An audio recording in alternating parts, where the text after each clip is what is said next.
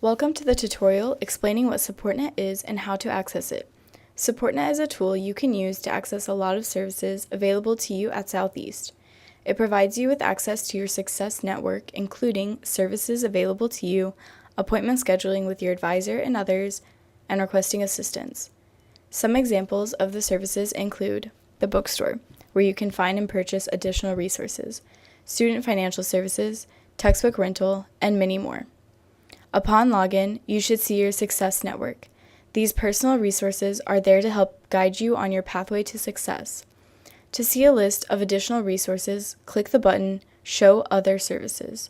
If you click on the title of any of these services, it gives you an overview of the resource, hours of operation, contact information, and a link to its main webpage.